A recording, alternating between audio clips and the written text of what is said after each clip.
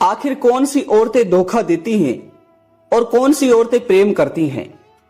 नमस्कार प्रिय बंधु, आज एक बार पुनः आप सभी का स्वागत है। प्रिय दर्शकों, आज का हमारा जो प्रसंग है यह बड़ा ही ज्ञानवर्धक है। आखिर कौन सी औरतें प्रेम करती है और कौन सी औरतें धोखा देती है। प्रिय बंधुओं, कहा गया है कि एक स्त्री को समझना बड़ा ही मुश्किल काम होता है।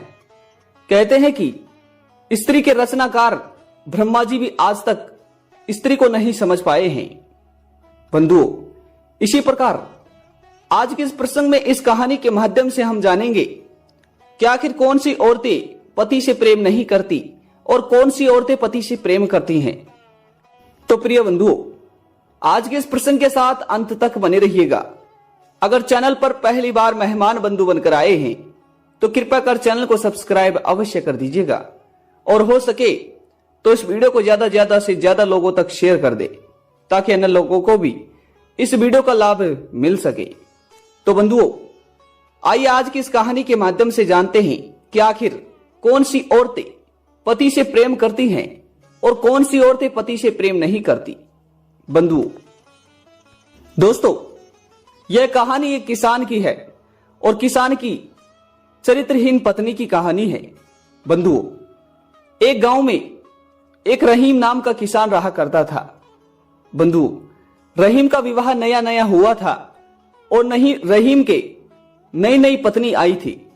बंधुओं, रहीम जो था वो दरअसल अपने काम काज को लेकर हर समय व्यस्त ही रहा करता था।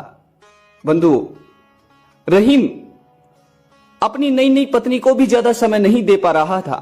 बंधुओं, इस प्रकार से शादी के 1 से 2 महीने तक रहीम अपनी पत्नी के ही पास रहता है, अपनी पत्नी को प्रेम करता है।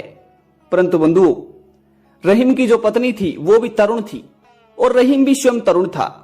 बंधुओं, इस प्रकार से 2 महीने बीत गए और रहीम अपने काम की वजह से कहीं दूर चला गया, कहीं बाहर चला गया। बंधुओं, रहीम की याद उसकी पत्नी को बहुत आती, परंतु वो आखिर क्या कर पाती थी। बंधुओं, और यह भी सत्य ही कहा है कि कभी भी किसी को अपनी तरुण पत्नी को अकेला नहीं छोड़ना चाहिए। बंधुओं, इस प्रकार से जब रहीम कुछ दिनों के बाद वापस आ जाता तो रहीम अपनी पत्नी के लिए भिन्न भिन्न प्रकार के तोहफे लेकर आता, भिन्न भिन्न प्रकार के पकवान लेकर आता। बंधुओं, इस प्रकार से जब रहीम उसके घर आता तो रहीम की पत्नी रहीम के सामने कई प्रकार के भोजन बनाती और रहीम को खूब प्रेम करती। बंधुओं, रहीम को खुद अपने हाथों से परोसती। बंधुओं, इस प्रकार से रहीम की दूरी अब रहीम की पत्नी से सही नहीं जा रही थी। बंधुओं, उसके बाद में रहीम को वापस फिर कुछ दिनों के लिए बाहर जाने का काम पड़ा तो रहीम अपनी पत्नी से कहता है कि सुनो, अब मैं कुछ महीनों के लिए वापस नहीं आऊंगा, तुम अपना ख्याल रखना। बंधुओं, रहीम की पत्नी रहीम को अपनी आंखों से निर्जल दूर होते हुए देख बहुत दुखी तो होती है परंतु कुछ नहीं कहती है। बंधुओं, फिर रहीम अपनी काम काज को लेकर बाहर चला जाता है। उधर रहीम की पत्नी को कुछ दिन तो बीत जाते हैं परंतु कुछ दिनों के बाद रहीम की याद भी आने लगी। साथ ही रहीम की पत्नी को अब तक अपने पति का सुख भी प्राप्त नहीं हुआ था। बंधुओं, और यह भी किसी ने सत्य ही कहा है कि एक तरुण स्त्री को पति की आवश्यकता अवश्य ही होती है। बंधुओं, इस प्रकार से रहीम अपनी पत्नी को गांव में अकेला छोड़ खुद शहर में व्यापार कर रहा था। बंधुओं, उधर रहीम की पत्नी अब बहुत ज्यादा तड़प रही थी। रहीम की पत्नी सोच रही थी कि आखिर मैं करूं तो करूं क्या, आखिर मैं किससे बातें करूं, मैं किससे बोलूं और मैं किससे अपने मन का प्रेम बांटूं। बंधुओं, अब धीरे धीरे रहीम की पत्नी का चेहरे का पूरा नूर ही उतर चुका था। रहीम की पत्नी का चेहरा पूरी तरह मुरझा गया था, जैसे कि उसके दिल में कोई गहरी बात हो जिसे वो किसी को बता नहीं पा रही हो। बंधुओं, इस प्रकार से रहीम की पत्नी बहुत दुखी हो रही थी। उधर एक दिन रहीम के घर के बाहर एक चूड़ी बेचने वाला आता है। चूड़ी बेचने वाला रहीम के घर के बाहर आकर जोर से आवाज लगाता है। तो बंधुओं, रहीम की पत्नी घर से बाहर निकलती है और जब चूड़ी वाले को देखती है तो रहीम की पत्नी चूड़ी वाले को देखते ही रह जाती है। बंधुओं, वो चूड़ी वाला दिखने में इतना आकर्षक और सुंदर था और इतना तरुण था कि इसकी सुंदरता पर रहीम की पत्नी भी मोहित हो जाती है। बंधुओं, फिर इस प्रकार से रहीम की पत्नी उस चूड़ी वाले को घर के अंदर ले जाती है और कहती है कि सुनो, तुम मुझे अपने हाथों से चूड़ी पहनाओ। बंधु, फिर चूड़ी वाला कहता है कि ठीक है, परंतु तुम्हारी पसंद क्या है? तो बंधु, फिर रहीम की पत्नी कहती है कि जो तुम्हें अच्छा लगे वही मुझे अच्छा लगेगा।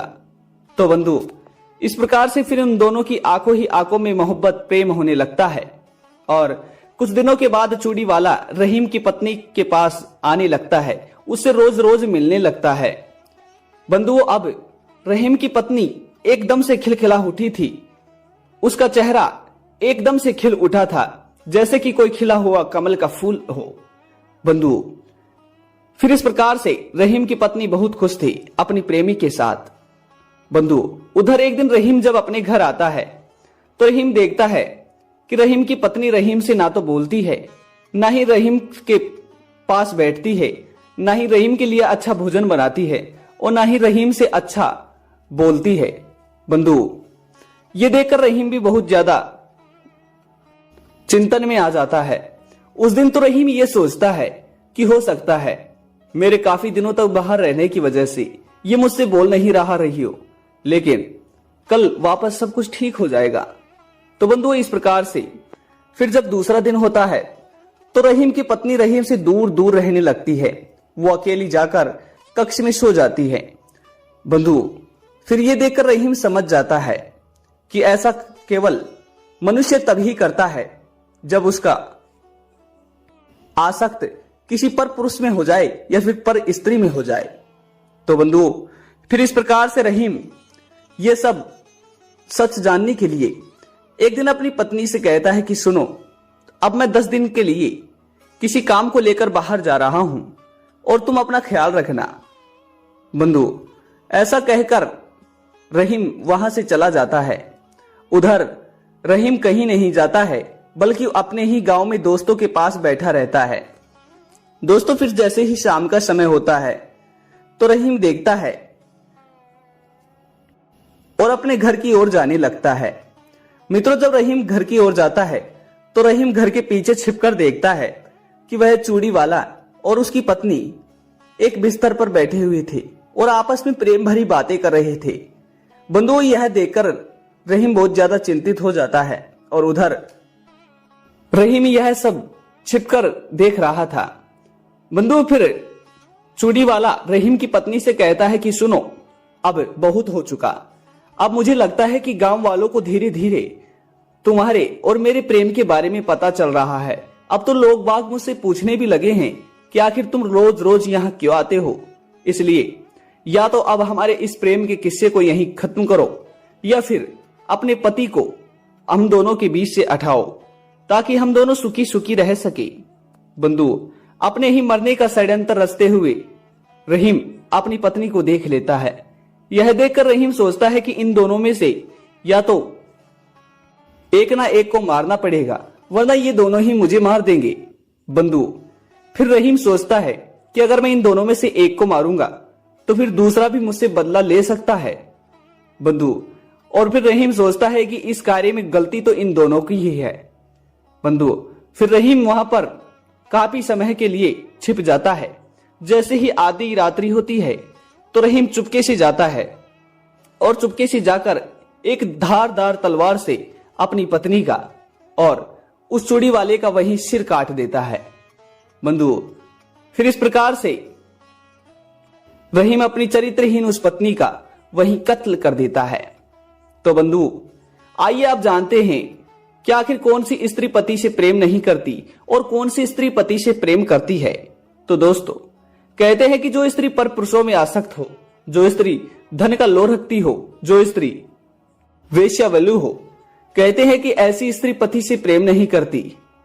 बंधु, कहते हैं कि जो स्त्री अपने पति का नाम लेकर नहीं बोलती हो, जो स्त्री अपने घर का, अपने पति का और अपने घर के सभी लोगों का सम्मान करती हो, तो वह स्त्री पति से प्रेम करती है और वह स्त्री कुटुंब और घर को आगे बढ़ाने वाली होती है। तो दोस्तों, आज का यह प्रसंग आप सभी को कैसा लगा, कमेंट बॉक्स के माध्यम से अवश्य बताइएगा।